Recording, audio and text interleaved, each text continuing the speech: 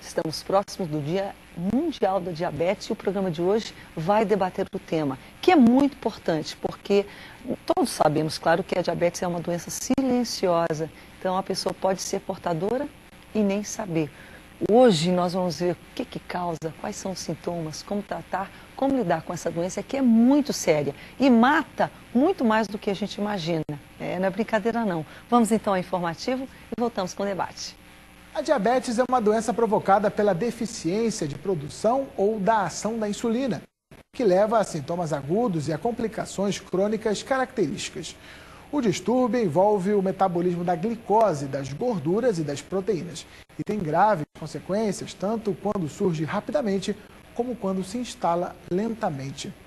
De acordo com as estatísticas do IDF, o International Diabetes Federation, atualmente o número de casos da doença já supera os 250 milhões.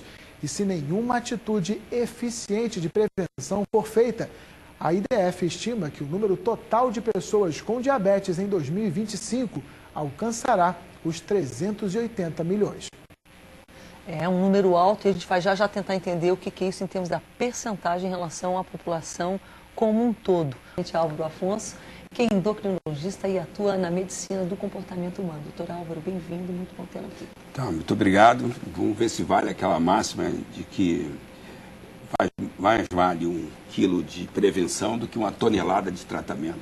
Está aí uma doença que a prevenção é tudo, né? A diabetes. 1 quilo de prevenção é melhor que 1 tonelada de tratamento. O programa doutor Álvaro, a prevenção, então, se, digamos, você começa a perceber uma alteração, existe alguma coisa que você possa fazer? Vamos tentar, então, investigar quais são esses elementos, digamos assim, causadores, ou o gatilho, quando é um caso, por exemplo, hereditário, você usa um outro termo. Ambiental. Fatores ambientais. Isso. E o fator genético, pronto. Quando você tem um fator, aquilo te deixa predisposto, ou seja, você tem um comportamento alguém que não tem a predisposição, é mais provável que você desenvolva do que aquela pessoa. Então, por quê? Que elementos são esses? E vamos começar pelo genético, então. O que acontece com o genético que deixa essa pessoa mais predisposta? Então, o que acontece é assim, vamos imaginar que a gente tenha mais ou menos uns 30 mil genes, que são as partículazinhas que dão as nossas características pessoais. Naqueles 30 mil genes, existem alguns, em todos nós, que não são 100%. Eles estão ali funcionando. Eles apresentam alguma alteração, portanto. Em equilíbrio, mas eles não são 100%. Eles podem, a qualquer momento, funcionar e expressar, quer dizer, o defeito aparecer. Né? Então, se você tem familiares que tenham diabetes, o que você começa a imaginar? Que você pode ter na tua carga genética aqueles genes que poderão ficar quietinhos ou poderão se expressar dependendo do ambiente. Então, o gene, a hereditariedade está lá.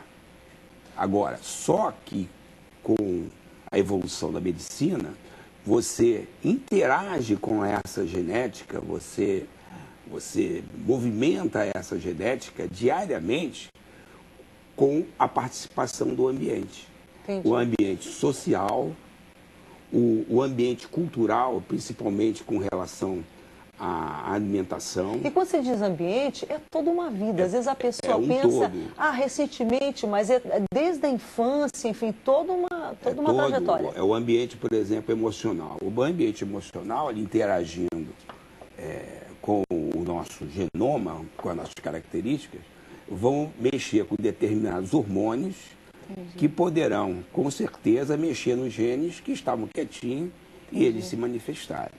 Então, o ambiente social, o ambiente emocional, o ambiente psicológico, o ambiente cultural, né? As contaminações hoje também que existem no próprio ambiente, por fungicida, pesticidas, antibióticos. São gatilhos também? Também são fatores estressantes para a nossa hereditariedade. Eu acho que o grande objetivo no Dia Internacional do Diabetes é a gente começar a ter foco na prevenção. Depois que o gene já se expressou, aí vai custar muito mais do que a gente prevenir que ele se expresse. Entendi. Então, o ambiente, como ele falou, associado à genética, é que a gente deve ter um foco, um carinho especial aqui nesse certo. programa. Quando o senhor fala prevenção, no entanto, esse controle, tem coisas que, obviamente, a gente vai fazer, que a gente sabe que, ao fazê-las, a gente vai colher o fruto, o benefício daquilo. Mas é necessário, por exemplo, de certo modo eu volto agora, a gente está pronto para efetivamente responder a pergunta. Quando que a gente deve ter um cuidado com algum tipo de controle? É necessário fazer o exame de glicose ou simplesmente você vai com cuidado nas diferentes áreas e não tem que se preocupar? O exame de glicose é uma coisa muito importante, mas eu acho que até já é um passo adiante. Entendi. Por exemplo, pesquisas recentes mostram que se a gente vive um ambiente tenso, um ambiente com muita ansiedade, um ambiente com muita frustração acumulada, com muita impotência emocional da gente resolver os nossos problemas, esse ambiente tóxico, ele vai provocar uma alteração inicialmente no cérebro. Então a gente vai ter inicialmente uma alteração no cérebro e a gente vai passar a ter a tendência de comer determinados alimentos que não são favoráveis para quem tem uma herança para diabetes. E que de repente não era tanto o nosso hábito, mas aquela mudança está nos, digamos assim, levando a desejar, de repente, algo mais doce ou mais gorduroso. É exatamente isso. Então, isso é uma informação nova que tem toda a validação científica. Entendi. Mas, na prática, Isidoro e eu e Daniele temos prática com o diabetes, a gente já nota isso há muito tempo pelo comportamento das pessoas com diabetes. Entendi.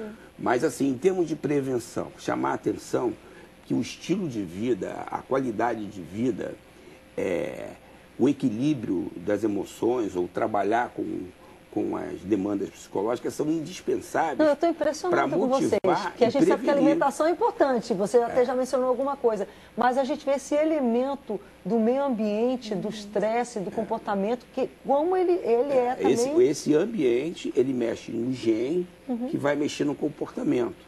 Então, às vezes, a Daniele tem uma proposta de uma alimentação balanceada para a pessoa, mas ela percebe que a pessoa não faz aquela alimentação balanceada.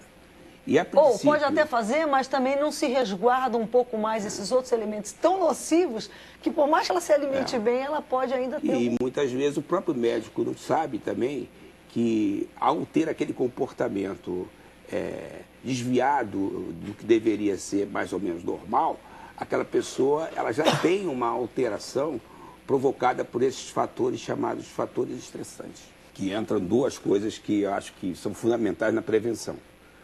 Primeiro, que quando já existe a lesão, é difícil ter aquele ponto que diz assim, porque já ocorreu uma lesão no sistema que controla isso. Entendi. E a outra coisa que a gente tem muita dificuldade... essa ficha da necessidade da seriedade. A atividade física, isso a gente estimula, ou tenta estimular, ou pede, o gatilho que diz para você fazer atividade física com prazer, ele já está lesado.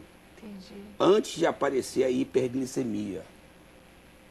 Mas já aparecendo a procura impulsiva por carboidrato. Entendi. Então, isso na educação é importante, porque você, conhecendo, você reconhece e pode evitar. A gente tão facilmente se autocensura ou censura alguém que não consegue fazer exercício. Eu consigo, por que você não consegue? Existe. Mas aquela pessoa já está com aquele elemento facilitador, que dá um ânimo, que dá vontade de fazer aquilo, já também afetado, porque já houve uma lesão. Uma lesão na área da gratificação, da satisfação, do prazer, do start e da motivação.